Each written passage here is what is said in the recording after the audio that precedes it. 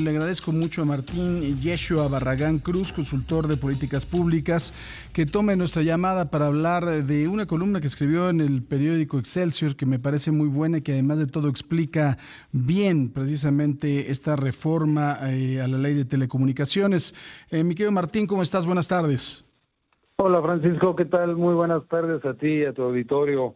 A tus órdenes, Francisco, gracias por la invitación. Oye, leí con atención, por supuesto, tu columna y me gustaría que le pudieras explicar a la gente, en primer lugar, qué barreras específicas precisamente se van a eliminar a través de esta reforma y cómo van a impactar en la vida común de los ciudadanos, porque a mí me parece que también un acceso, pues un acceso de toda la gente a las redes sociales, a la internet, también, pues bueno, se refleja en la equidad sin duda, ¿no? Sí, totalmente.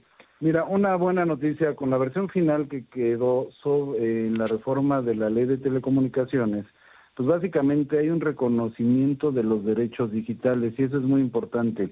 Hoy todas nuestras transacciones que van desde redes sociales, temas lúdicos, empresariales, necesitan sin duda un cúmulo de normas y tenemos muchísimos derechos como ciudadanos y usuarios de este tipo de plataformas. La ventaja y esas barreras que hoy nos dan, se brincan esas barreras, pues es sin duda mantener una libertad de expresión en línea.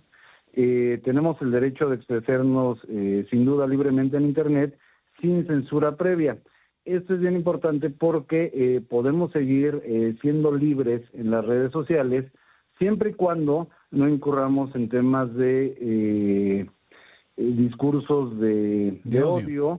Uh-huh. O bien que se promueva o se haga apología del delito. Uh-huh. Esto sin duda, Francisco, nos garantiza poder mantener esa identidad digital y formando un ecosistema digital en la población. Martín, ahí me gustaría interrumpirte un poco y hacerte una pregunta. Precisamente estabas hablando de este discurso de odio y creo que en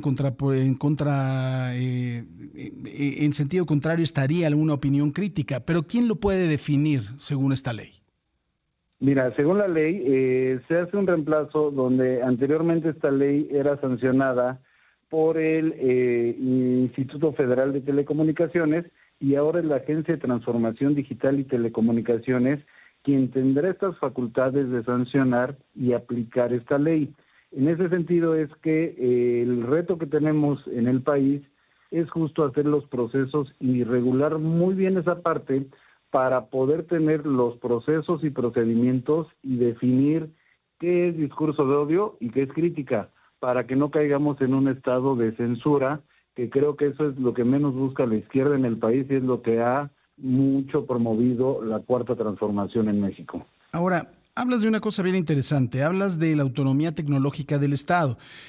¿Esto podría llevar a que el propio gobierno pudiera desarrollar sus propias plataformas en lugar de usar las que tenemos? Yo sé que tarda mucho tiempo y sobre todo cuesta mucho dinero, pero ¿puede ser? Sí, a ver, ahí hay dos temas. Uno, la autonomía e independencia de los datos básicamente facultan para que el Estado sea el posesionario de esos datos.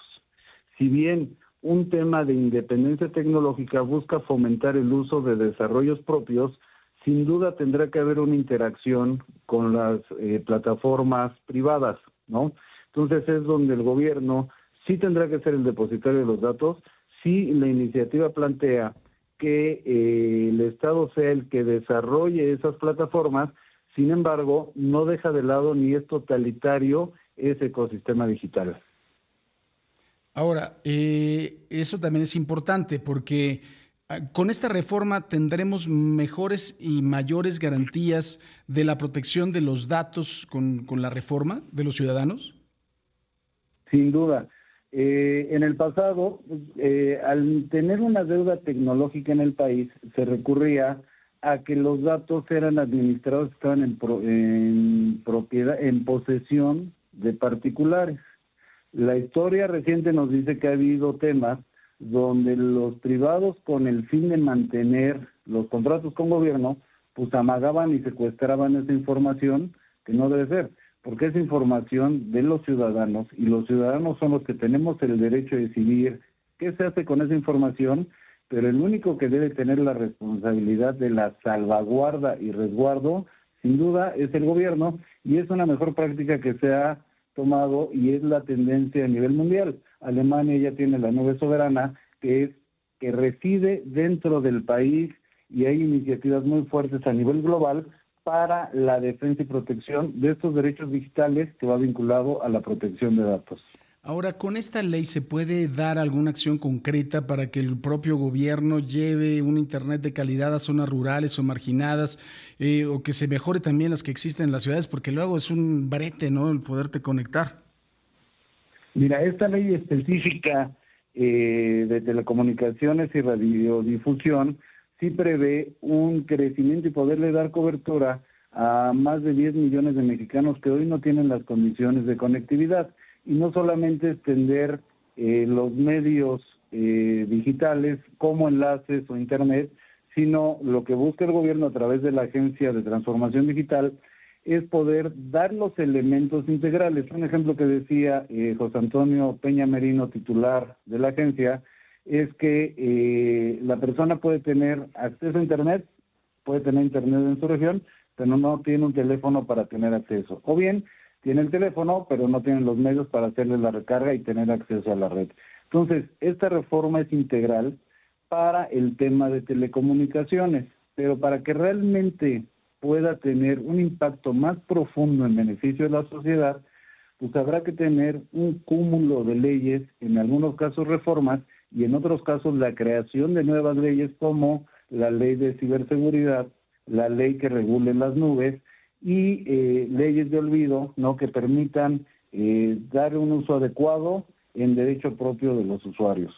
Ahora, eso es parte de, según lo que estoy entendiendo, de la democratización tecnológica, ¿no? El que se puedan incluir estas medidas para que la gente pueda tener un acceso a una computadora, pueda tener acceso también a las redes, pueda tener acceso a un teléfono, ¿no? Pueda tener acceso a las redes, pueda tener acceso al teléfono, y como bien dices, dentro de la democratización de la tecnología, el tema de mayor relevancia es que el usuario no solamente va a tener acceso a información.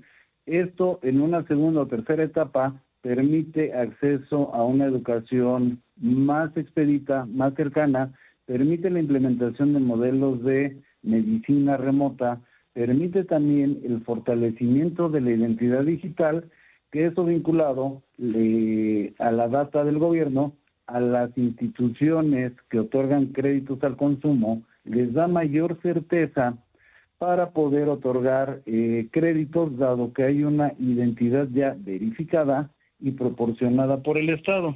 Es decir, Paco, esto nos permite tener no solamente impacto en acceso a la información, no solamente hacer eficiencias en los trámites y servicios, son proyectos verdaderamente profundos, de alto impacto en la sociedad, para potenciar temas económicos, disminuir el uso de efectivo y tener un mayor acceso a temas de salud y educación. Finalmente, las grandes empresas de tecnología, mi querido Martín, las grandes empresas de telecomunicaciones con este nuevo marco legal van a tener otras obligaciones, se les va a prohibir prácticas monopólicas. ¿Cómo van a quedar ellos? Sí, ahí en una democracia básicamente lo que se busca es no prácticas monopólicas.